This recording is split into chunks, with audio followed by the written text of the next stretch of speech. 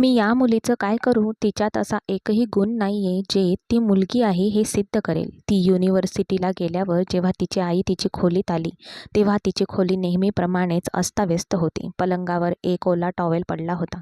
कपाटातून काढलेले कपडे जमिनीवर पडले होते आणि ड्रेसिंग टेबलच्या वस्तू सगळीकडे विखुरलेल्या होत्या. उषा जमिनीवर पडल्या होत्या. अर्धी चादर पलंगावर होती आणि अर्धी खाली लटकत होती. जणू काही खोलीत वादळ येऊन सगळं उद्ध्वस्त झालं होतं. तिची आई प्रत्येक वस्तू उचलून तिला शिव्या देत होती. अर्ध्या तासात खोली आवरली गेली. तिने पाठ सरळ केली आणि नाही म्हणून मान हलवली. मग पलंगाच्या खाली काही वस्तू दिसत होत्या. ते तिचे मळके कपडे असावेत. तिने हात पुढे करून ते बाहेर काढले आणि खेदाने मान हलवली. या मुलीला येऊ दे. मी आज तिला सगळं नीट समजावून सांगेल, असं म्हणून ती बाहेर गेली. माया, माझं तुझ्यावर प्रेम आहे. तू कशी आहेस? त्याने तिच्याजवळ एक खुर्ची ओढून घेतली आणि तो बसला. नीरज तिचा वर्गमित्र होता आणि ते दोघे सहज गप्पा मारत बसले होते. तेवढ्यात मायाच्या कपाळावर आठ्या पडल्या. माझं तुझ्यावर इतकं प्रेम आहे की ती पुढे काही बोलणार इतक्यातच त्याने तिला मध्येच थांबवले आणि म्हणाला, बघ, मी तुला सांगितलं होतं, तिचंही माझ्यावर प्रेम आहे. बघ, ती मला माझं तुझ्यावर प्रेम आहे असं म्हणते. तो खूप जोरकसपणे म्हणाला. मायाने रागाने आपली बॅग उचलली आणि त्याच्या डोक्यावर मारली. तू खूप हलकट अभिनेता आहेस. तुला कळतंय का की सगळे बघत आहेत आणि तू माझी चेष्टा करतोयस? लोक खरंच त्यांच्याकडे बघत होते. अरे, हे लोक वेडे आहेत. तू थोडी अक्कल वापर. मी तुझ्यावर प्रेम का करू? मला माझं आयुष्य खराब करायचं नाही. तू तुझा चेहरा पाहिला आहेस का? केळाच्या सालीसारखा. नीरज तिची चेष्टा करत म्हणाला. काय म्हणालास? माया रागाने उठून उभी राहिली. तिच्या दिसण्यावरचा टोमणा ऐकून ती भडकली आणि त्याच्या मागे धावली. जणू काही विद्यापीठात एक तमाशा सुरू झाला होता. तो पुढे होता, माया मागे. अचानक पायऱ्यांवरून खाली धावत असताना नीरज घसरला आणि तो खाली पडला.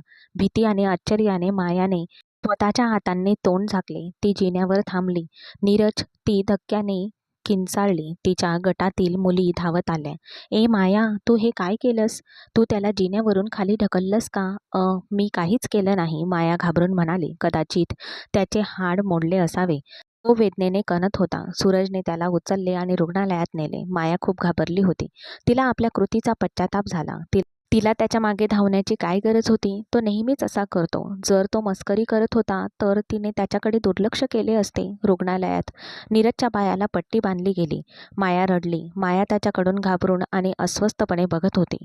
नीरज, मला माफ कर. माझ्यामुळे तिचे डोळे पाणावले होते, पण त्याने ते लगेच पुसले. अरे नाही यार, तुला लाज वाटून घ्यायची काहीच गरज नाही.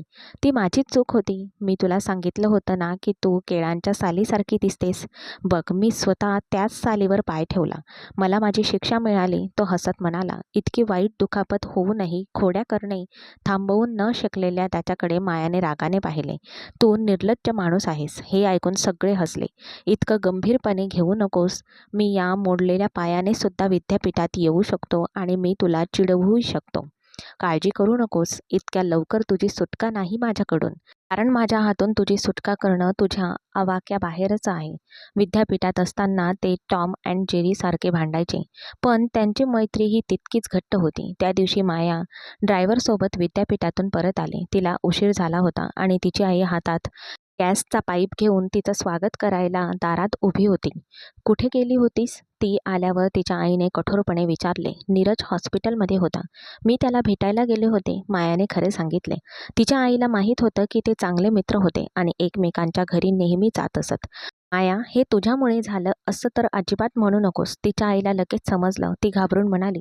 माझ्यामुळे काय झालं असेल? बघ, त्याचा पाय केळीच्या सालीवर पडला आणि तो धडकन खाली कोसळला. तिने हातवारे करत पडण्याचा सगळा प्रसंग सांगितला. तिच्या आईने जिच्या हातात पाईप होता त्याच पाईपने तिला मारले. आई, ती ओरडली. मुलाला लागलंय आणि त्यात भर म्हणजे तो कसा पडला हे तू मला आनंदाने सांगत आहेस? तुला काही शिष्टाचार आहेत का? तिच्या आईला तिला ओरडावेसे वाटत होते, पण ती आधी रागावली आणि मग हसत पळून गेली. तो याला पात्र आहे. ती जिन्याजवळ पोहोचली आणि मोठ्याने म्हणाली. माया, खाली ये. मग मी तुला दाखवते की तू काय करू शकतेस. पण त्याचा तिच्यावर काहीच परिणाम झाला नाही. माया तिच्या खोलीत गेली आणि आपली स्वच्छ खोली पाहून हसली. ती थेट पलंगावर कोसळली. तिचे सत्र सुरू झाले होते आणि तयारीमुळे ती पार थकून गेली होती. तिच्या आईने तिचे गुण तपासलेच असते आणि जर तिला चांगले गुण मिळाले नाहीत तर तिला काहीतरी ओरडा खावा लागणार होता. आता तिला फक्त आपल्या अभ्यासावर लक्ष केंद्रित करायचे होते. काही दिवसांनी त्यांचे सत्र संपले आणि सर्व मित्रमैत्रिणी कुठे साजरा करायचा याची योजना आखत होते. चल आपण रेस्टॉरंटमध्ये जाऊया, मेघाने सुचवले. माया लगेच तयार झाली. हो चालेल, आई जास्त गोंधळ करणार नाही. आपण जेवणानंतर परत येऊ. हो ठीक आहे, आपण एका छान रेस्टॉरंटमध्ये जाऊया, आरती हसून म्हणाली. पण पैसे कोण देणार? अगं आपण सगळे मिळून पैसे देऊ, माया हसून म्हणाली. मेघाने तिच्या खांद्यावर हात ठेवला. ती तिच्या कंजूसपणासाठी प्रसिद्ध होती आणि सगळीकडे जाऊन इतरांना सांगायची, यार कृपया माझेही पैसे द्या. चला एक खेळ खेळूया, जो कोणी हरेल तो सगळ्यांचे बिल देईल. अनिता लगेच म्हणाली, ठीक आहे, आपण खेळ खेळूया आणि खाऊ. चला घरी जाऊया. कोणत्या दिवशीचं नियोजन करायचं? त्या तिघीही उठून उभ्या राहिल्या. आपण हे परवासाठी ठेवूया, असं म्हणत मायाने आपली बॅग खांद्यावर टांगली. ती ठीक आहे, परवा भेटू, अनिता मान डोलावत म्हणाली. ते तिघे आपापल्या दिशेने निघाले. आई मला जेवायला जायचं आहे. सत्संगला नाही, माया म्हणाली. तिच्या आईने तिच्या गळ्यातला दुपट्टा काढून तिच्या भोवती गुंडाळला तेव्हा माया चिडून म्हणाली, आई मी अशी बाहेर जाऊ का? सगळे मला बहिणजी म्हणतील. आपलं आयुष्य मर्यादेत ठेव, समजलं? तिची आई कठोर आवाजात म्हणाली. आई तू पण आता अति करते आहेस. एवढ्या मोठ्या रेस्टॉरंटमध्ये असं कोण जातं? माझ्या मैत्रिणी माझी चेष्टा करतील. तिने तो दुपट्टा सोबत घेऊन जाऊ नये म्हणून प्रयत्न करत होती. माया सहज स्वीकार, नाहीतर तू मला चांगलंच ओळखतेस. हो, तिच्या आईने तिच्या कमरेवर हलकेच थाप मारली. चल आत्ताच्या आत्ता इथून निघ आणि रात्री लवकर परत ये, नाहीतर मी तुझ्या भावाला फोन करून सांगेन की तू खूपच वाईट वागत आहेस. हो, तिच्या आईने धमकी दिली. माया कपाळावर आठ्या घालून घराबाहेर निघून गेली. गाडीत बसताच तिने गळ्यातला दुपट्टा काढून सीटवर फेकला आणि ड्रायव्हरला गाडी सुरू करायला सांगितले. तिने गुडघ्याच्या वरपर्यंत येणारा पांढरा लेडीज शर्ट आणि निळी पॅन्ट घातली होती. तिने फारसा पेहराव केला नव्हता, पण तरीही ती खूप गोंडस दिसत होती. एक निरागस चेहरा, ज्यावर थोडीशी खोडकरपणाची छटा होती. रेस्टॉरंट खूप दूर होते, त्यामुळे त्यांना तिथे पोहोचायला बराच वेळ लागला. ती रात्री 8 वाजता पोहोचली आणि मेघा आणि अनिता आधीच तिची वाट पाहत होत्या. तिने एक खुर्ची ओढून त्यांच्या शेजारी बसली. यायला इतका वेळ लावलास? मेघाने डोळे मोठे करून विचारले. अगं आई नाही का? विचारूच नकोस.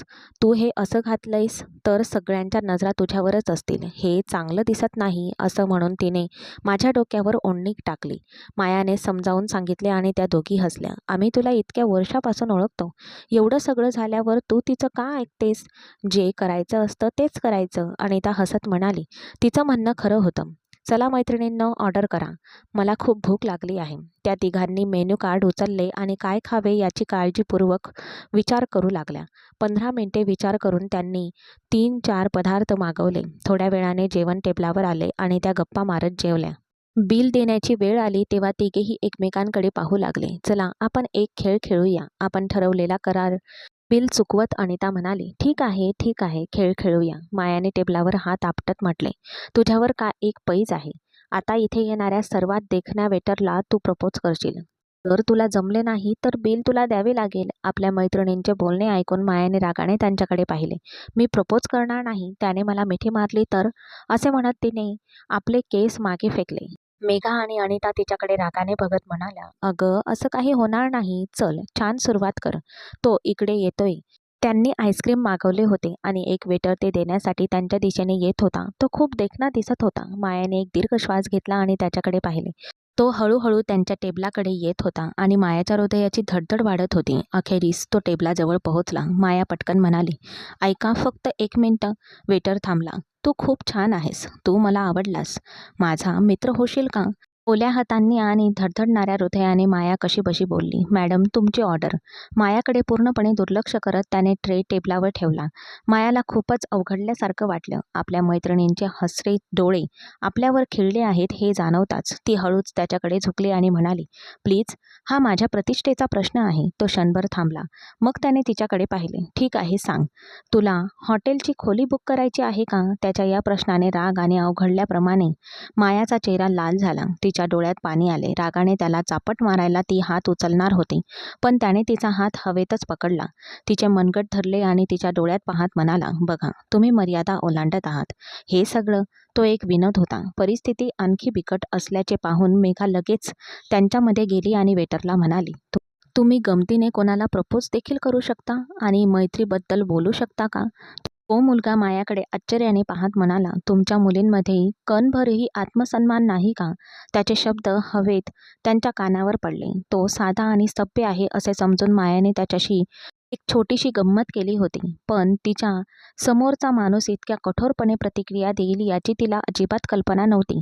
ते तिघेही तिथेच उभे असताना तो त्यांना खडसावू लागला. त्यांना कमालीची लाज वाटत होती आणि तिथून पळून जावेसे वाटत होते, पण असे वाटत होते की तो त्यांना पूर्णपणे लाजवण्याच्याच उद्देशाने बोलत होता. आता त्या तिघींना त्याच्याशी पंगा घेण्याचा पश्चाताप होत होता. ठीक आहे, तुझ्याशी बोलून मी चूक केली, माया म्हणाली आणि तिची बॅग उचलून बाहेरच्या दिशेने निघाली. ए बिल दे, तू पैज हरलीस, अनिता मागून ओरडली. मेघाने पटकन बिल दिले आणि तिच्या मागे धावली. ज्या मुलींनी माझे एवढं मोठं नुकसान केलं त्यांना आज तरी शहाणपणा आलं असणार. तो मुलगा मान हलवत मागे वळला. एका आठवड्यानंतर माया सोफ्यावर बसून पॉपकॉर्न खात होती, तेव्हा तिची आई आली आणि म्हणाली, तुझ्या भावाचा फोन आला होता. तो एका आठवड्यात कायमचा परत येतोय. माया दचकून उभी राहिली. काय, भाऊ येतोय? तिचे डोळे चमकले. वा, देवाची कृपा आहे की त्याला आपली आठवण तरी आली. ती हसून म्हणाली, हो, आणि तो मला एका मुलीबद्दलही सांगत होता. तिच्या घरच्यांना आपल्याला भेटायचं आहे. तिच्या आईने सांगितलं. म्हणजे त्याने आधीच वहिनी शोधून ठेवली आहे? माया आश्चर्याने म्हणाली. आश्चर्य वाटण्यासारखं काय आहे? तिच्या आईने तिच्याकडे रागाने पाहिले. यात आश्चर्य वाटण्यासारखं काहीच नाही. तसंही मी माझा नवरा स्वतः शोधेन, ती तोंड वाकडं करत म्हणाली. तू खूप बडबड करत आहेस माया. तिच्या आईने तिच्याकडे रागाने पाहिले आणि ती लगेच खळखळून हसली. मी खरंच माझा नवरा स्वतः शोधेन, फक्त आधी तुला सांगते. तेवढ्यात तिला डोक्यावर एक हलकीशी चापट बसली. आई, ती रागाने ओरडली. आईची मुलगी, केव्हापासून तू तेच बोलत आहेस? चल उठ, जाऊन तुझी खोली साफ कर, तिची आई म्हणाली. माया कपाळावर आढ्या घालून उभी राहिली. सगळे मला सारखं काम करायला सांगतात. तिच्या वडिलांनी मागून तिला मध्येच अडवले आणि ती आणखीनच चिडलेल्या चेहऱ्याने तिच्या खोलीत गेली. काम करण्याऐवजी ती पलंगावर आडवी झाली. मोबाईल उचलला आणि एक ग्रुपमध्ये मेसेज करायला लागली. तेवढ्यात मेघाचा मेसेज आला. माया, आज युनिव्हर्सिटीनंतर आपण फिरायला जाऊया का? तिने लगेच उत्तर दिले, सॉरी, दादा येतोय, मला त्याला वेळ द्यायला लागेल. तिच्या प्रतिक्रियेत आनंद स्पष्ट दिसत होता. हे आर्यन भैया येतोय का? मेघाने उत्साहाने विचारले. हो, तुम्ही लोकांनी पण येऊन त्याला भेटायला हवं, मायाने उत्तर दिले. आणि हे ऐकून मेघा आणि अनिता सुद्धा उत्साही झाल्या. आम्ही नक्की येऊ, त्याला जाऊन 7 वर्ष झाली आहेत, त्या म्हणाल्या. मायाच्या चेहऱ्यावरचा आनंद पाहून त्यांचा आनंद आणखीनच वाढला. आपल्या मैत्रिणीचा निरोप घेऊन ती आनंदाने घरी परतली होती आणि आता आपल्या भावाच्या स्वागताची तयारी करत होती. तिने मदतीसाठी मेघा आणि अनिताला बोलावले होते. त्या तिघांचीही कॉरिडॉर आणि तिच्या भावाची खोली सजवताना खूप मजा करत होत्या. थोड्या वेळाने थकल्यावर त्या खाली बसल्या आणि चहा पिऊ लागल्या. तेवढ्यात गाडीचा आवाज आला. वाटतंय भाऊ आला. मायाने पटकन कप टेबलावर ठेवला. ती धावतच बाहेर गेली. बाहेर पोहोचताच तिने त्याला गाडीतून उतरताना पाहिले. तो तिच्याकडे पाहून हसला. माया, माय डॉल, तो हात पसरवत म्हणाला. माया धावत गेली आणि तिने त्याला मिठी मारली. दादा, मला तुझी खूप आठवण आली, ती रडली. तेवढ्यात तिची आई बाहेर आली. अरे आर्यन, तिचं बालपण कधीच संपणार नाही. भाऊ येतोय या विचाराने ती कितीतरी वेळ लहान मुलासारखी उड्या मारत होती आणि आता बघ ती रडतेय. सुमन, मायाची आई, हसत म्हणाली. आर्यनने प्रेमाने तिचे अश्रू पुसले. काही हरकत नाही, ती माझ्यासाठी नेहमीच एक लहान मुलगी राहील. त्याने एक हात मायाच्या खांद्यावर ठेवला आणि दुसरा त्याच्या आईकडे पुढे केला. त्याची आई आली आणि तिने आर्यनला मिठी मारली. त्याने एका बाजूला बहिणीला आणि दुसऱ्या बाजूला आईला धरले आणि त्या क्षणाचा स्नेह आणि जवळीक अनुभवली. थोड्या वेळाने सर्वजण आत आले. मायाच्या मैत्रिणींनी आर्यनचे स्वागत केले आणि मायाने त्यांच्याशी ओळख करून दिली. आर्यन फ्रेश होऊन परत येईपर्यंत जेवण तयार झाले होते. सर्वजण एकत्र जेवू लागले. बाळा, आज ती तुझ्यासाठी काम करत आहे, पण तिने माझ्यासोबत कधीच काही काम केले नाही, त्याची आई तक्रार करत म्हणाली. आर्यन हसला आणि मायाकडे पाहिले. आई, आता मी तिची काळजी घेईन. बहिणीशी काहीही न बोलता तो आईला म्हणाला. हो, तू तुझ्या बहिणीची खूप काळजी घेतोयस. सर्वजण हसले. मात्र त्याची आई थोडी नाटकीपणे चिडली. सर्वांनी जेवण केलं. आर्यनने सजावटीचे आणि तयारीचे कौतुक केले. थोड्या वेळाने मेघा आणि अनिता सुद्धा निघून गेल्या. आता ते तिघे लाऊंजमध्ये बसले होते. दादा वहिनीचं नाव सांग, कोण आहे ती? आर्यनच्या शेजारी बसून मायाने उत्सुकतेने विचारले. आर्यन हसला. स्वतःच बघ. त्याने मोबाईलमधून एक फोटो काढून तिला दाखवला. वा, किती गोड आहे ही. फोटोकडे बघत माया म्हणाली, हो, ती खूप गोड आहे. आणि तू तर त्याहूनही जास्त गोंडस आहेस. तिच्या भावाने प्रेमाने तिच्या डोक्यावर हात ठेवला आणि ती हसली. चल आता उठ, उशीर होत आहे. तुझ्या भावालाही आराम करू दे. त्या बिचाऱ्याला घट्ट पकडून ठेवत आहे. त्याने खूप लांबचा प्रवास केला आहे. तिची आई म्हणाली, लवकर लग्न करा, मग आपण कुठेतरी फिरायला जाऊ, कौटुंबिक सहलीला. तिला कौटुंबिक सहली खूप आवडत असत. हो हो, का नाही. आर्यनने हसून होकारार्थी मान डोलावली. माया आनंदाने तिच्या खोलीत आले आणि पलंगावर आडवी झाली. आज तिला खरंच खूप छान झोप लागणार होती. 2 दिवसानंतर माया, आर्यन आणि तिची आई तिच्या कुटुंबियांना भेटायला मुलीच्या घरी पोहोचले. त्यांचे खूप आपुलकीने स्वागत करण्यात आले. मायाला तिथलं वातावरण खूप आवडलं. तिथे 2 बहिणी आणि 2 भाऊ होते. ना खूप मोठं ना खूप लहान कुटुंब.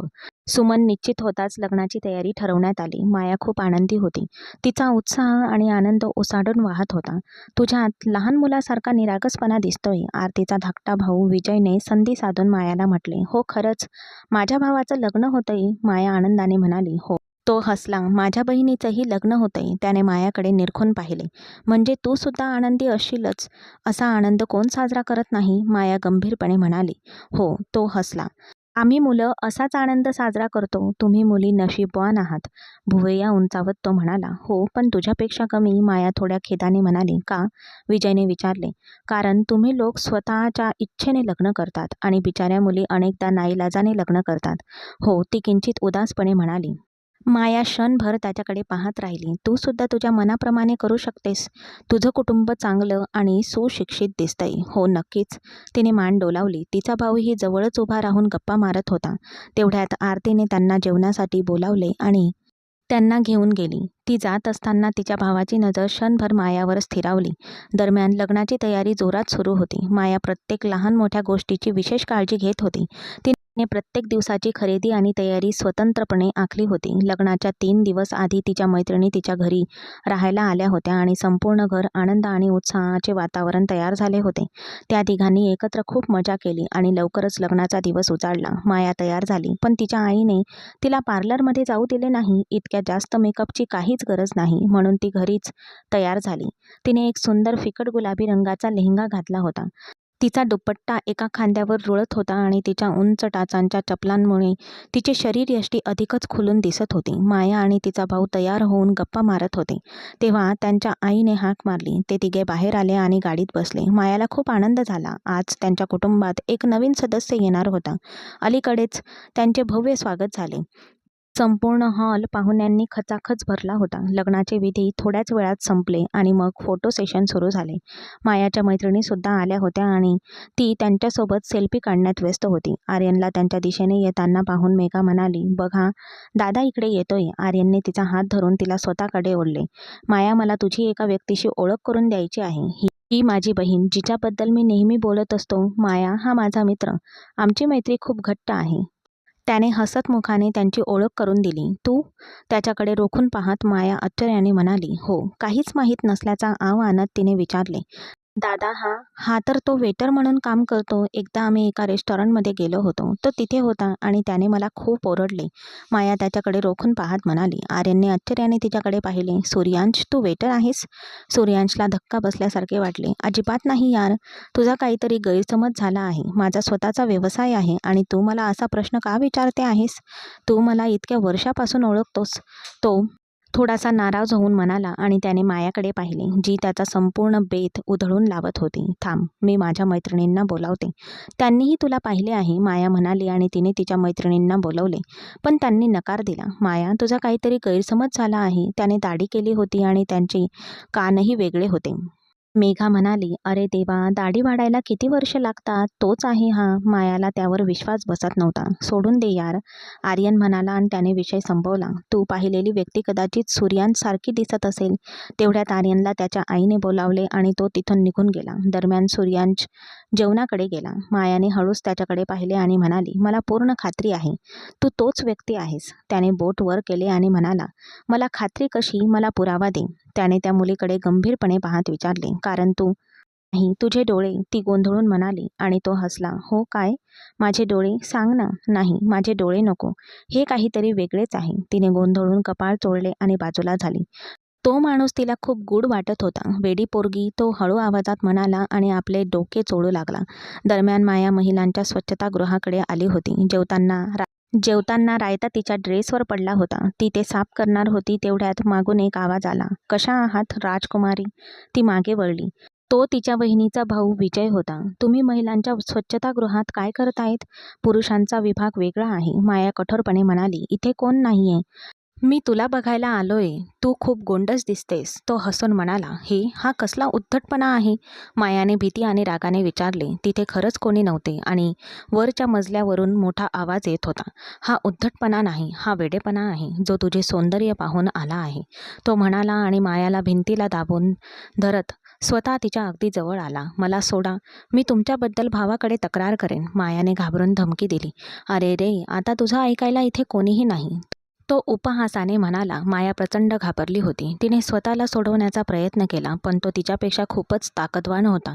भीतीने तिचे हृदय धडधडू लागले आणि तिच्या डोळ्यात अश्रू दाटून आले. तो खूपच शक्तिशाली होता.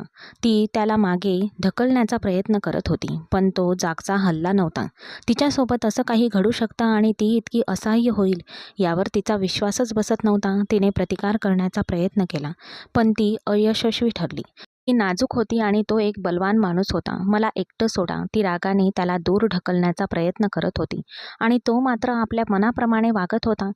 त्याचे हात मायाच्या पाठीवर होते, जे तिच्या ब्लाऊजची बटणे उघडत होते. त्याच्या हातांचा तो सळसळणारा आवाज ऐकून मायाच्या अंगातून जणू प्राण निघून जात होते. तिच्या डोळ्यातून असहाय्यतेचे अश्रू वाहू लागले. तिने आपले दोन्ही हात त्याच्या छातीवर ठेवून त्याला मागे ढकलण्याचा प्रयत्न केला, पण तो त्याच्या जागेवरून 1 इंचही हलला नाही. यार, तू इतकी का घाबरली आहेस?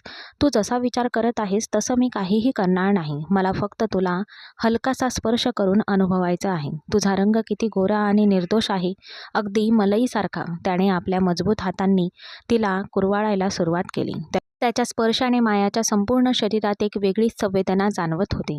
पुढच्या क्षणी पुढे वाकून त्याने आपल्या ओठांनी तिच्या कानाच्या पाळीला स्पर्श केला. मायाला धक्काच बसला आणि तिने स्वतःला मागे खेचले. भीतीने मायाने संपूर्ण शरीर थरथरत होते. इथे कोणी आहे का? कृपया मला मदत करा. तिच्या घशातून एक खूप हळू गुदमरल्यासारखा आवाज आला, पण मोठ्या आवाजातील संगीतामुळे तो ऐकणे जवळजवळ अशक्य होते. अचानक दार जोरात उघडले. तिला सोड आलेल्या माणसाने क्षणाचाही विलंब न लावता त्या माणसाला जोरात ढकलले आणि त्याच्या चेहऱ्यावर ठोसा मारला. तो माणूस कणत खाली पडला. त्या माणसाची नजर घाबरलेल्या मायाकडे गेली. तिचा दुपट्टा खांद्यावरून घसरला होता आणि नाडी सुटल्यामुळे तिचा ड्रेस विखुरलेला होता. त्याने पटकन खालून दुपट्टा उचलला आणि काळजीपूर्वक तिच्या खांद्यावर टाकला. मायाने थरथरत्या हातांनी तो घट्ट पकडून ठेवला. आता तिला सुरक्षित वाटत होते. दरम्यान तो माणूस वेदनेत कणत तिथे पडला होता आणि तिच्यासमोर उभ्या असलेला सूर्यांश रागाने त्याच्या दिशेने धावत येत होता. पुढच्या क्षणी तो त्याला जोरजोरात मारू लागला. माया त्या दोघांना लढताना पाहत होती. विजय कसाबसा मार चुकवून पळून गेला. तू ठीक आहेस ना? काही झालं का? सूर्यांश पुन्हा तिच्या जवळ आला. भीतीने थरथर कापत असलेल्या मायाने फक्त होकारार्थी मान हलवली. ती अजूनही खूप घाबरलेली होती. धन्यवाद, ती हळूच म्हणाली आणि पुढे चालू लागली. तेव्हा सूर्यांशने तिचा हात पकडला. ती आश्चर्याने मागे वळली आणि त्याच्याकडे पाहिले. सूर्यांशने लगेच तिचा हात सोडला. तू अशीच बाहेर जाणार आहेस का? बाहेर खूप पाहुणे आहेत. थांब, मी तुला मदत करतो. त्याने हळुवारपणे तिच्या खांद्यावरून तिचा दुपट्टा काढला आणि तो दोऱ्या बांधायला लागला. एका पुरुषाच्या स्पर्शाने मायाला खूप विचित्र अस्वस्थता जाणवली. तिच्या हृदयाची धडधड वाढू लागली. तो तिच्या दोऱ्या अगदी हळुवारपणे बांधत होता. तेवढ्यात विजय आर्यनसोबत आत आला. आर्यन, जीजू बघा, हे दोघे इथे काय करत आहेत? विजयचा आवाज ऐकून माया आणि सूर्यांश दोघेही मागे वळले. सूर्यांशने हात मागे नेऊन मायाच्या खांद्यावर ओढणी व्यवस्थित टाकली. त्याने तिच्यासोबत काय केले हे तुला सांगितलं नाही का? सूर्यांश काही बोलण्याआधीच आर्यनला प्रचंड राग आला. मी जे पाहतोय ते पुरेसं आहे. तू आणि माझी बहीण. त्याला आपल्या डोळ्यांवर विश्वास बसत नव्हता, पण त्याने जे पाहिलं होतं त्याला ते खरं वाटलं. तुझ्या डोक्यात काय चाललंय? मी फक्त तिला मदत करत होतो. नाहीतर तुझा साला तिच्यासोबत जे करणार होता, तू आणि ती कोणालाही तोंड दाखवू शकला नसताच. सूर्यांशचं वाक्य पूर्ण होण्याआधीच आर्यनने त्याच्या चेहऱ्यावर जोरदार ठोसा मारला. माया काहीही बोलण्याच्या स्थितीत नव्हती. ती खूपच घाबरली होती. तिने हिंमत गोळा करून काहीतरी बोलण्याचा प्रयत्न केला, पण अचानक तिच्या डोळ्यासमोर अंधार पसरला आणि ती बेशुद्ध पडली. आजपासून माझा या मुलीशी काहीही संबंध नाही. जर तुम्हा दोघांना एकमेकांबद्दल आवड होती, तर तुम्ही मला आधी सांगायला हवं होतं आणि मी तिला आदराने आणि सन्मानाने तुझ्या हवाली केलं असतं. पण तुम्ही गुपचूप माझ्या स्वाभिमानावर हल्ला केला आहे. आता मला या मुलीला माझ्या घरात ठेवायचं नाही. तिला इथून घेऊन जा, आर्यन रागाने म्हणाला आणि तिथून निघून गेला. जवळच उभ्या असलेल्या विजयने आपले हलकेसे हसू दाबले. सूर्यांश अस्वस्थ झाला आणि त्याने डोक्यावरून हात फिरवला. काय अडचण आहे? हा कसला भाऊ आहे? त्याचा स्वतःच्या बहिणीवरही विश्वास नाही. तो स्वतःशीच म्हणाला आणि मायाला बाहूंमध्ये घेऊन मागच्या दाराने बाहेर गेला, जेणेकरून त्यांना या अवस्थेत कोणीही पाहू नये. तो तिला थेट आपल्या घरी घेऊन आला. तिला एवढं तयार असलेलं पाहून त्याला हॉस्पिटलमध्ये नेणं बरोबर वाटलं नाही. तो तिच्या शुद्धीवर येण्याची वाट पाहू लागला. सुमारे 2 तासानंतर मायाला शुद्ध आली. जागी झालीस का? त्याने हळू आवाजात विचारले. दादा, असं म्हणत माया घाबरून उठली आणि बाहेर जाऊ लागली. पण सूर्यांशने तिला पकडून पुन्हा बेडवर बसवले. काहीही बोलण्याऐवजी ती रडत होती. दादा, तो असं करू शकत नाही. तो मला घरातून हाकलून देऊ शकत नाही. मला घरी जायलाच हवं. मला दादाला सगळं काही सांगायचं आहे. मला दादाला सगळं काही सांगायचं आहे. तिला असं रडताना पाहून सूर्यांशने एक दीर्घ श्वास घेतला. तू सहसा खूप बोलतेस, पण आज आर्यनसमोर तू एक शब्दही बोलू शकली नाहीस की तुला काय झालंय? बघ, तुझ्या मौनामुळे मी किती मोठ्या संकटात पकडलो गेलो आहे. तो रागाने गुरगुरला. मी घाबरले होते, ती रडत निरागसपणे म्हणाली. त्याला सुरुवातीला राग आला होता, पण नंतर तिची परिस्थिती समजून त्याने मायाकडे पाहिले. ती खरंच खूप घाबरली होती. धक्का बसल्यावर गप्प राहणे स्वाभाविक होते. तो शिकलेला होता. त्याला समजत होते. आपण आत्ताच्या आत्ता तुझ्या घरी जाऊन तुझ्या भावाला सर्व समजावून सांगू, तो म्हणाला आणि ती लगेच उठून उभी राहिली. हो, मला खात्री आहे की दादा आणि आई सहमत होतील, ती मान डोलावत म्हणाली. जेव्हा ते घरी पोहोचले तेव्हा वधूचे स्वागत झाले होते आणि ती खोलीत होती. जेव्हा ते आत शिरले तेव्हा तिची आई, ती आर्यनची व्यथित होऊन बोलत होती. तू तिला असं बाहेर कसं काढलंस? माझी मुलगी चुकीची असूच शकत नाही. माझा तिच्यावर पूर्ण विश्वास आहे, तिची आई पूर्ण आत्मविश्वासाने म्हणत होती. आई, मायाने हाक मारली. माया, माझ्या मुली. ती तिला मिठी मारणारच होती, पण आर्यनने तिला थांबवले. आई, ही मुलगी आपल्या प्रतिष्ठेला धुळीस मिळवणार होती. जर मला आरतीच्या भावाकडून सगळं कळलं नसतं तर मी यावर विश्वास कसा ठेवला असता? ती आणि तो एकमेकांना आधीपासून ओळखतात, तो मायाकडे पाहत रागाने म्हणाला. ती नकारार्थी मान हलवत होती. तेवढ्यात आवाज ऐकून आरतीसुद्धा तिथे आली. आर्यन, मी हे बोलायला नको, पण मला बोलावंच लागेल, कारण आता परिस्थितीच अशी झाली आहे की मला बोलावं लागेल. तुझी बहीण ठीक नाही. तिने माझ्या भावाला फसवले. तिने उलट मायावरच दोष टाकला. तिला आपल्या भावाला वाचवण्यासाठी काहीतरी करायलाच हवं होतं. मी या दोघांना हावभाव करताना देखील पाहिलंय. खरं तर मी तुला आणखी काय सांगू? तुला सांगायला मला लाज वाटते, पण जेव्हा परिस्थिती अशी झाली आहे तेव्हा मला तुला सांगावंच लागेल. विजयने या दोघांना एकाच खोलीतून एकत्र बाहेर येताना पाहिलं होतं, आणि तेही अशा अवस्थेत की हा सूर्यांश नावाचा मुलगा शर्टची बटणे लावत बाहेर येत होता. आता तरी तुला तुझ्या निरागस दिसणाऱ्या बहिणीची दुष्कृत्ये समजली पाहिजेत, ती कानाला स्पर्श करत म्हणाली. तिचे शब्द ऐकून जिथे मायाला धक्का बसला तर आर्यनचा संताप अनावर झाला. आपल्या भावाला वाचवण्यासाठी खोटं बोलणाऱ्या आरतीचा गळा दाबल्यापासून सूर्यांश स्वतःला रोखू शकला नाही. आर्यन पुढे सरसावला आणि त्याने मायाच्या गालावर जोरदार थप्पड मारली. तिचा तोल गेला आणि ती दूर पडली. सूर्यांशने तिला पटकन उचलले. दादा, ती वेदनेने विवळत ओरडली. तू फक्त तुझ्या भावाला वाचवण्यासाठी माझ्यावर दोष टाकत आहेस, ती धैर्याने आरतीला म्हणाली. सूर्यांशने मायाला सावरले. मी असं काहीही करत नाहीये. आर्यन मला अनेक वर्षांपासून ओळखतो. मी खरं सांगत आहे. मी नेहमी सत्याला पाठिंबा देते. शेवटी मी वकील आहे. ताठ मानेने म्हणाली. हे घे आणि इथून चालती हो. मला माझ्या नवीन आयुष्यात कोणतीही अडचण निर्माण करायची नाही. आर्यन रागाने म्हणाला. तू चूक करत आहेस आर्यन, आणि लक्षात ठेव, जेव्हा तुला पश्चाताप होईल तेव्हा मी तुला मायाला भेटूही देणार नाही, तो स्पष्टपणे म्हणाला आणि मायाला बाजूला ओढले.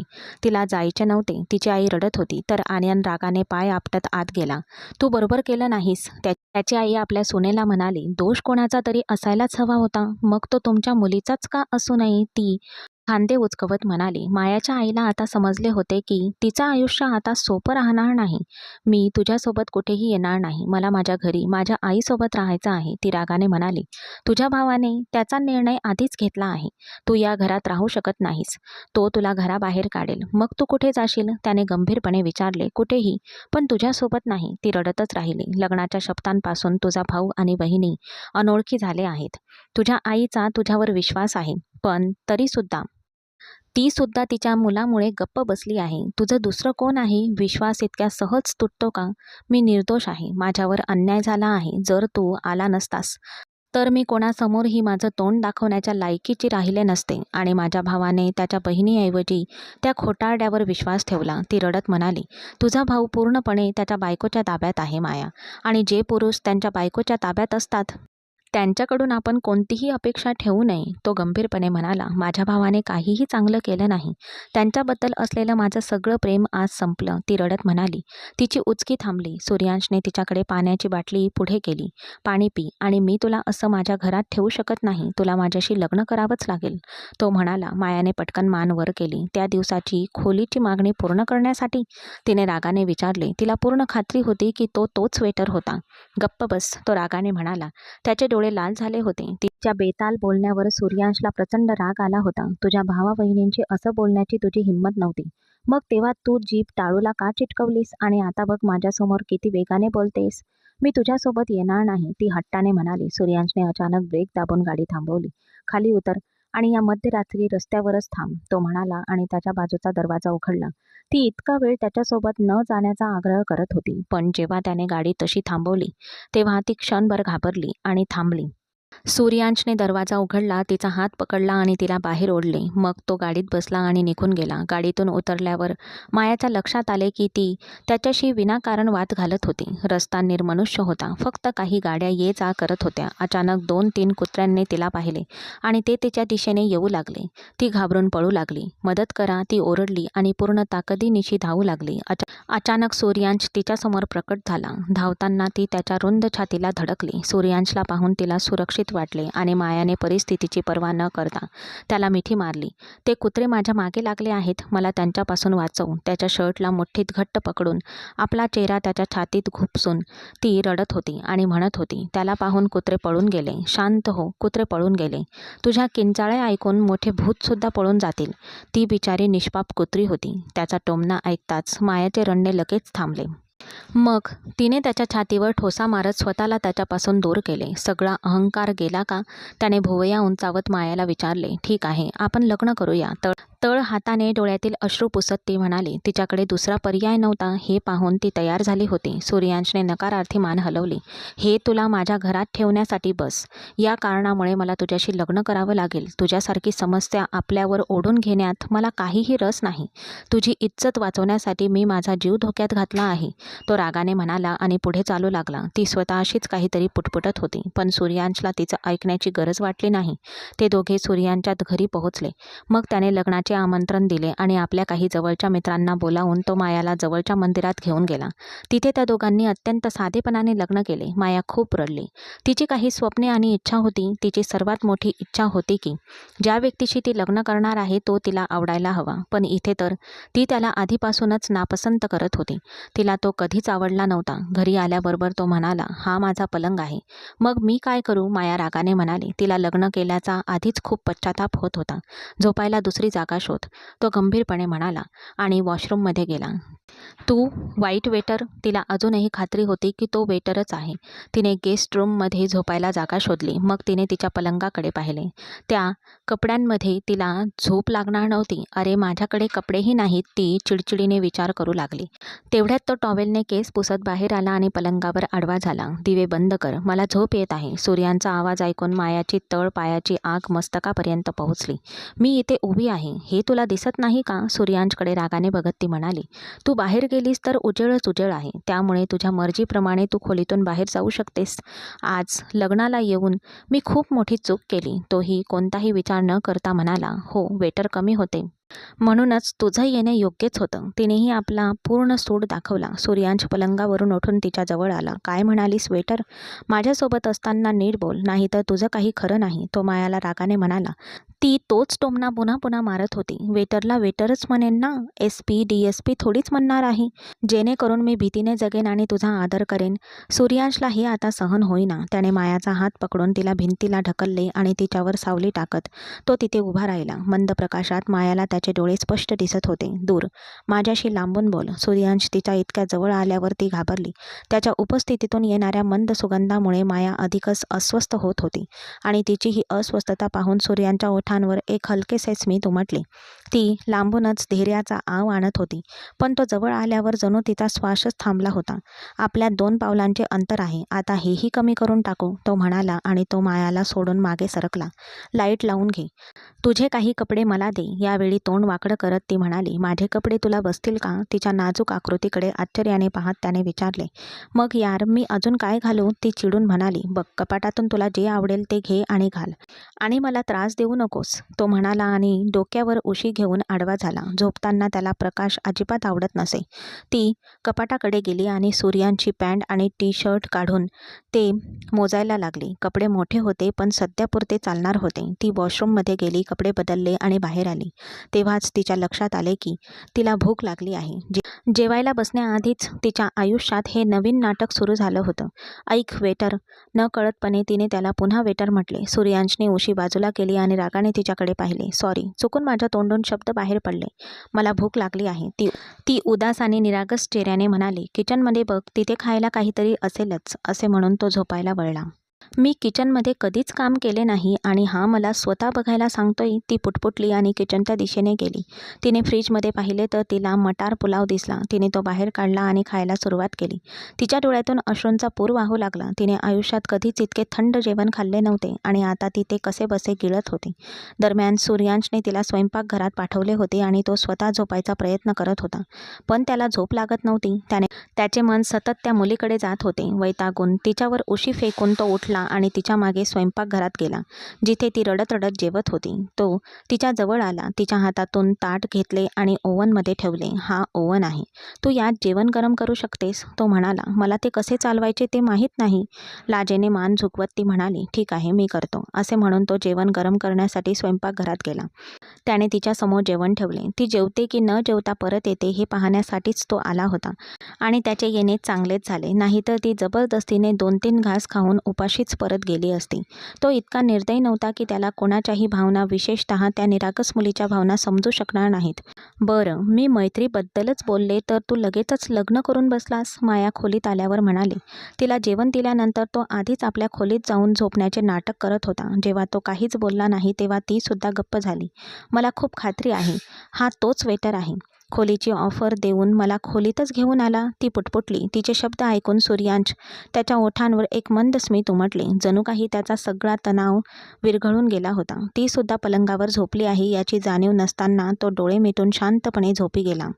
तू जे केलंस ते बरोबर नव्हतं, त्यात तिचा काही दोष नव्हता. सकाळी सुमन आर्यनला समजावण्याचा प्रयत्न करत होती.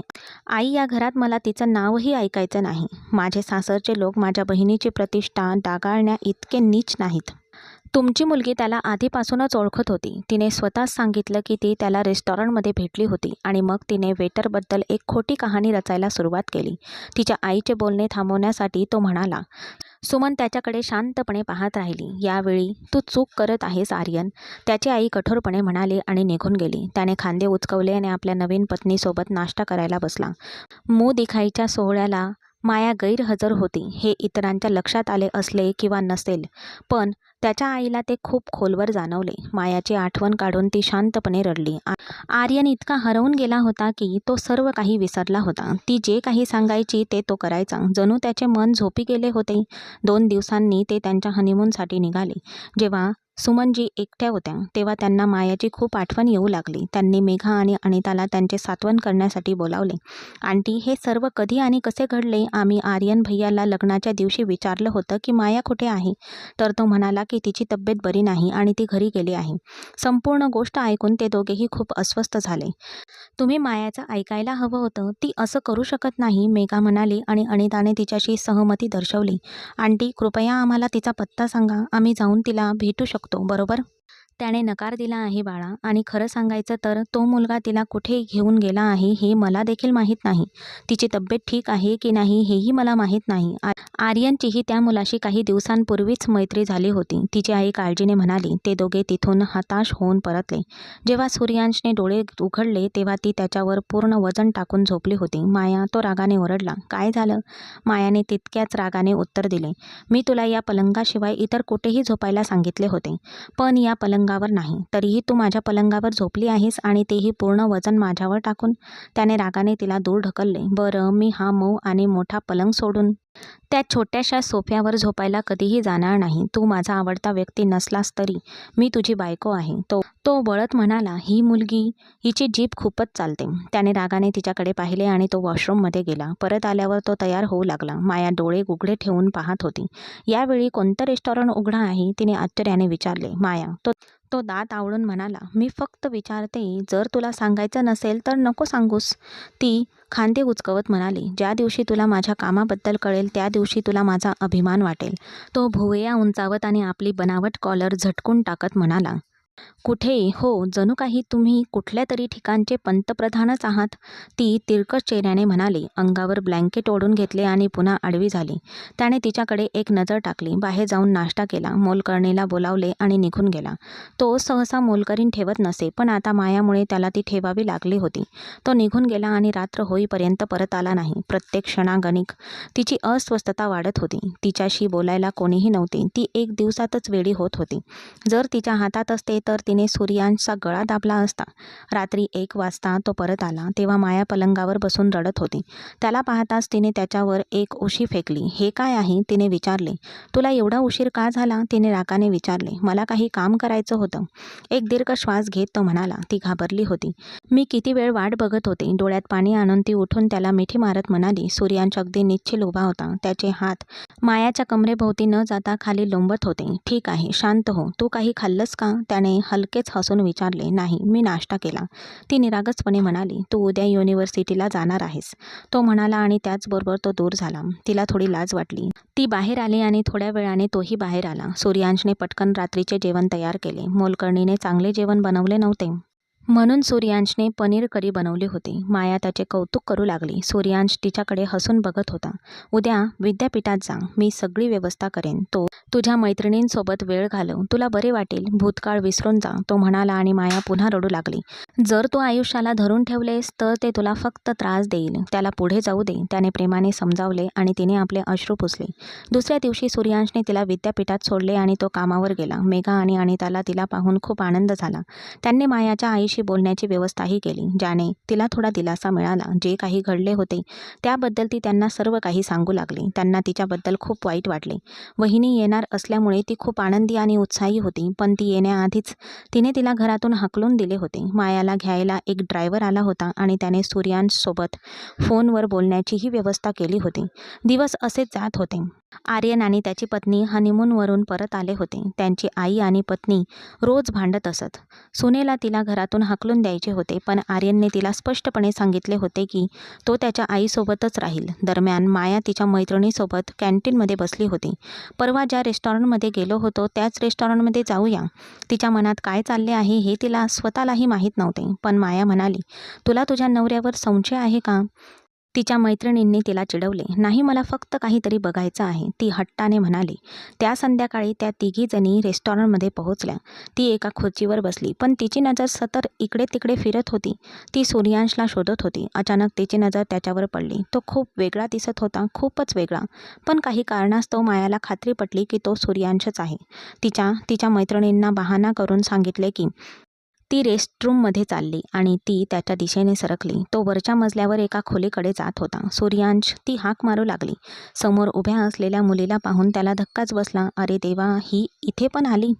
मी वेश बदलला तरी ती मला ओळखते. तिच्यापासून सुटणे अवघड आहे, असा त्याने स्वतःशीच विचार केला आणि मायाला आत ओढले. हो, सांग, काय झालं? त्याने नाटक करण्याचा प्रयत्न केला. मला खात्री आहे की तू सूर्यांशच आहेस. मायाने बोट वर करत म्हटले. त्याने लगेच मायाच्या तोंडावर हात ठेवला आणि तिला खोलीत नेऊन दार बंद केले. आवाज करू नकोस, अगदी शांत राहा. मी सूर्यांश आहे, पण तोंड बंद ठेव. तो हळू आवाजात म्हणाला आणि त्याने आपला हात तिच्या तोंडावरून काढला. हा हा असला वेषांतर तू का केला आहेस? मायाने भुवया उंचावत विचारले. आधी सांग, तू मला कसं ओळखलंस? तो थोड्या रागाने म्हणाला. मायाने त्याची कॉलर नीट केली आणि त्याला त्याच्या खांद्यावरचा तीळ दाखवला.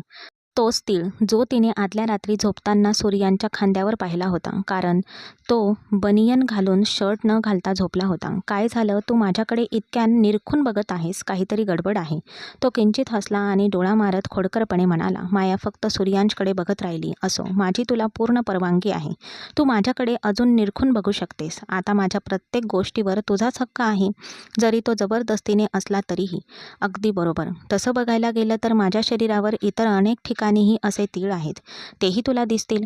तो हे विचित्र धुंद करणाऱ्या शब्दात म्हणाला होता. त्याच्या शब्दांचा अर्थ समजल्यावर मायाचा चेहरा लाल झाला. तू मर्यादा ओलांडत आहेस. मी घरी जो तीळ पाहिला होता तसाच तुझ्या शरीरावर आहे की नाही, हेच मला फक्त बघायचं होतं. माया तिरकस चेहऱ्याने म्हणाली. ती स्वतःला सावरण्याचा आटोपशीर प्रयत्न करत होती, पण हे शब्द ऐकून तिचं हृदय अक्षरशः तुटून जाईल असे तिला वाटत होतं. तिला स्वतःच्याच भावनांवर आश्चर्य वाटत होतं. तिला त्या माणसावर राग यायला हवा होता, पण त्याच्या शब्दांनी आणि तिच्या हृदयाच्या अस्वस्थतेत ती लाजेने लालबुंद झाली होती. सगळं विचित्र वाटायला लागलं होतं. तो तिच्या गुलाबी चेहऱ्याकडे बघत होता. लग्नाआधी त्याला या मुलीमध्ये काहीही रस नव्हता, पण लग्नानंतर का माहीत नाही त्याच्या मनात तिच्याबद्दल आकर्षण निर्माण झाले. त्याच्या नजरेने अस्वस्थ होऊन मायाने लगेचच विषय पुढे नेला. बघा, मला पूर्ण खात्री आहे की तुम्ही सूर्यांशच आहात. खोटं बोलू नका. माझ्यापासून सुटका होणं अवघड आहे. त्याने मायाला हळूच भिंतीकडे ढकलले आणि माया त्याच्या गळ्यात हात टाकून उभी राहिली. मला वाटतं आपलं काहीतरी आत्मिक नातं आहे. तिची हनुवटी वर उचलत तो म्हणाला. तो हसला आणि तिच्याकडे पुन्हा बघू लागला. आजपासून तुला माझी बायको समजायला सुरुवात करू का? तुला काय वाटतं? तू माझा तीळसुद्धा गुपचूप पाहिला आहेस. आता मला जे पाहायचं आहे ते पाहण्यापासून तू मला थांबवू शकत नाहीस. तो खडकरपणे म्हणाला. मायाने त्याला लगेच दूर ढकलले. गप्प बस. माझ्या अंगावर असा कोणताही लपलेला तीळ नाही. ती रागाने म्हणाली. मी घरी गेल्यावर तुला सांगेन की सगळे तीळ कुठे आहेत. तू फक्त इथून निघून जा. तो हळू आवाजात म्हणाला. मोठ्या मुश्किलीने त्याने तिला पाठवून दिले आणि ती सुद्धा निघून गेली. सूर्यांशने एक सुटकेचा निश्वास टाकला. तो एका मोहिमेवर होता. त्याचे लक्ष रोज त्या रेस्टॉरंटमध्ये यायचे आणि आज शेवटचा दिवस होता. सौदा करताना त्यांना रंगेहात पकडायचे होते. रात्रीपर्यंत त्याने आपली मोहीम पूर्ण केली आणि तो घरी परतला. माया गाढ झोपेत होती. वाह, नवरा कामावरून घरी आला आणि मॅडम शांतपणे झोपल्या आहेत. तो तिरकस चेहऱ्याने म्हणाला. सांग, तू काय करतोस? धंदा, नोकरी की चोरी? मायाने उठत विचारले. तिच्या हातात स्क्रू ड्राईव्ह होता आणि ती त्याने सूर्यांशला घाबरवण्याचा प्रयत्न करत होती. हे यार, मी मेजर आहे. मायाला स्वतःच्या जवळ ओढत तो म्हणाला. मेजर? तू मस्करी करत आहेस का? तिने संशय नजरेने विचारले. आज एक मिशन होतं, जे पूर्ण झालं. तो गंभीरपणे म्हणाला. मायाने आश्चर्याने त्याच्या चेहऱ्याकडे पाहिले. म्हणजे तुम्ही खरंच मेजर आहात? तिचा चेहरा आपल्या हातात घेत आणि तिचे केस विस्कटत ती लहान मुलासारखी म्हणाली. तो हसला. तिने मायाला पलंगावर झोपवले. ती उडी मारून पळून गेली. आधी सिद्ध कर की तू मेजर आहेस, ती पळता पळता म्हणाली. सूर्यांश हसला. सुमारे अर्ध्या तासाने ती खोलीत आली आणि अगदी हळूच आत शिरली. सूर्यांश, जो झोपलेला नव्हता, तो फक्त झोपेचे सोंग करत होता. ती त्याच्या हलक्या घोरण्याचा आवाज ऐकू लागली आणि जेव्हा तिला पूर्ण खात्री झाली की तो झोपला आहे, तेव्हा ती आरामात बसली आणि अंगावर पांघरून ओढून दुसऱ्या कुशीवर आडवी झाली. पण पुढच्या क्षणी सूर्यांचा जड हात तिच्या पोटावर येऊन थांबला आणि तिच्या काळजाचा ठोका चुकला. शत्रूला फसवण्यासाठी आम्हाला असं अभिनय करायला शिकवलं जातं. आता तुझा विश्वास बसला असेल आणि बघ, तू मूर्ख बनलीस. असं म्हणत तिला स्वतःच्या जवळ ओढून त्याने तिला आपल्या मिठीत घेतले होते. ती लहान लहान ठोसे मारून त्याला स्वतःपासून दूर ढकलू लागली. तर सूर्यांशने हसत हसत तिला आपल्या छातीपासून दूर ढकलले आणि तिचा चेहरा अगदी हळुवारपणे वर उचलून तो तिच्या मऊ ओठांवर झुकला.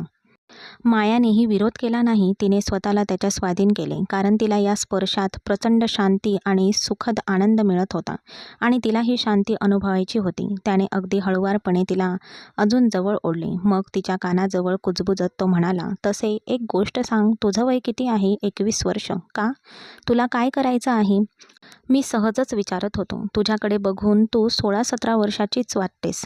तेव्हा मायाच्या ओठातून एक सुस्कारा बाहेर पडला आणि म्हणाली. हॅलो मिस्टर सूर्यांश, मी सगळं काही सहन करू शकते, पण माझ्या शरीरयष्टीवर कशी टिप्पणी करायची हे सुद्धा तुम्हाला कळत नाही. मी खूप कष्टाने ही 0 फिगर बनवली आहे. मग तुम्ही का चिडवताय? थोड्या वेळात ते दोघेही एक दुसऱ्यात हरवून गेले होते. दरम्यान आरती गच्चीवर उभी राहून ताजी हवा घेत फोनवर आईशी बोलत होती. आता तो पूर्णपणे माझ्या ताब्यात आहे आई, आणि त्याने माझ्यावर विश्वास ठेवला आहे. माया जाऊन महिना उलटून गेला आहे. या जगात तिचा कोणताही मागमूस नाही. विजयने ते केले हे चांगलंच झालं. ती आपल्या आयुष्यातून निघूनच गेली, नाहीतर मला तिचे बालिश चाळे सहन करावे लागले असते. त्यात भर म्हणजे आर्यनसुद्धा तिच्यावर आपला जीव ओवाळून टाकत होता. तो तिला माझं बाळ म्हणायचा. मला त्याचा खूप राग यायचा. मला ती पहिल्या दिवसापासूनच आवडली नव्हती. आणि ती म्हातारी बाईसुद्धा तिच्यावर खूप प्रेम करायची. पण मी काय करू शकते? मी त्या म्हातारीला घराबाहेर काढून देऊ शकत नाही. कारण आर्यनने स्पष्टपणे सांगितले होते की आई आपल्यासोबतच राहणार आहे. ती हे सगळं रागात बोलत होती. माया आता कोणासोबत असेल हे मला माहीत नाही. सुरुवातीला मला विजयवर राग आला होता. जिथे कुठे सुंदर मुलगी दिसायची तिथे तो तिच्या मागे मागे गुपचूप निघून जायचा. पण नंतर मला वाटलं की जे काही घडतं ते चांगल्यासाठीच झालं. तेवढ्यात कोणीतरी तिच्या हातातून फोन हिसकावून घेतला. ती घाबरून मागे वळली आणि तिच्यासमोर आर्यन उभा होता. त्याचा रागावलेला चेहरा पाहून आरती घाबरली. ती काही बोलण्याआधीच आर्यनचा हात वर आला आणि त्याने तिच्या गालावर जोरदार थप्पड मारली. तुझी हिंमतच कशी झाली? तो रागाने थरथरत होता. माझ्या बहिणीवर खोटा आरोप करण्याची तुझी हिंमत कशी झाली? त्याचे डोळे रागाने लाल झाले होते. नालायक! आरतीसुद्धा रागाने तिच्या दिशेने गेली, पण आर्यनने तिच्या गालावर पुन्हा थप्पड मारली. माझ्या आयुष्यातून कायमची निघून जा. तुझ्यासारखी बाई मी आता सहन करू शकत नाही, जिने आल्या आल्या माझं घर उद्ध्वस्त केलं. उद्यापर्यंत तुला घटस्फोटाची कागदपत्र मिळतील. त्याच्या तोंडातून घटस्फोट हा शब्द ऐकून आरती दगडासारखी तिथेच उभी राहिली. तुला स्थायिक होता येणार नाही. तू घर उद्ध्वस्त करणारी बाई आहेस. आर्यनने तिला त्याच दिवशी घरातून हाकलून दिले. त्याच्या आईने त्याला थांबवण्याचा प्रयत्न केला, पण आर्यन त्याचा निर्णय पक्का होता. तो आपल्या पत्नीवर खूप प्रेम करत होता आणि तिने त्याचे आयुष्य उद्ध्वस्त केले होते. आता तो पश्चातापाने रडत बसला होता. दुसऱ्या दिवशी संध्याकाळी आई आणि मुलगा मायाच्या घरी आले. सूर्यांशला त्या दिवशी सुट्टी होती आणि तो बागेतील फुलांना पाणी घालत होता. कधी कधी तो मायाच्या चेहऱ्यावर पाणी शिंपडायचा, ज्यामुळे ती खळखळून हसायची. अचानक सूर्यांशने संपूर्ण पाईप तिच्या दिशेने वळवला आणि ती पूर्णपणे भिजली. यावेळी मायाला राग आला. सूर्यांश! ती रागाने एक रोपटे घेऊन त्याच्या मागे धावली, पण त्या दोघांना समोर पाहून ती एकदम थांबली. तुम्ही दोघे इथे? ती घाबरून सूर्यांच्या मागे लपली. हे पाहून तिच्या भावाला वाईट वाटले. आम्ही माफी मागायला आलो आहोत. आमच्याकडून चूक झाली. तिचा भाऊ बोलायला लागला आणि मग तिने सगळं खरं सांगितलं. मी खोटं बोलत नव्हते. तुमचा माझ्यावर विश्वास बसला नाही. माया डोळ्यात अश्रू आणून सांगत होती की तिने काहीही केलेलं नाही. ही तिची चूक नाही, पण तेव्हा तुमचा तिच्यावर विश्वास बसला नाही. तुम्ही आता इथे का आला आहात? ती नुकतीच आनंदी राहायला शिकली होती आणि बघ, तुमच्या येण्याने ती पुन्हा भावूक झाली. मायाच्या डोळ्यात अश्रू पाहून सूर्यांशला राग आला. ती माझी बहीण आहे. सूर्यांशकडे रागाने बघत आर्यन म्हणाला. पण आता ती माझी बायको आहे. सूर्यांश त्याच सुरात उत्तरला. मग ते सिद्ध कर. मला काहीतरी पुरावा दे. आर्यन म्हणाला. तुम्ही दोघे भाऊ बहिणी सारखेच आहात. तुम्हाला प्रत्येक गोष्टीसाठी पुरावा लागतो? सूर्यांश रागाने म्हणाला. आम्हाला मायाला घरी न्यायचे आहे. लग्नाची वरात पूर्ण हक्काने घेऊन या. आर्यन म्हणाला. त्या क्षणी सूर्यांशने मायाचा हात घट्ट धरला. मायाने त्याच्याकडे पाहिले. ती कुठेही जाणार नाही, एका मिनिटासाठी सुद्धा नाही, तो स्पष्टपणे म्हणाला. सूर्यांशच्या या कृतीवर आर्यन आणि त्याची आई हसले. मायाचा चेहरा लाजेने लाल झाला. सूर्यांश आता तिचा सर्वात आवडता व्यक्ती बनला होता.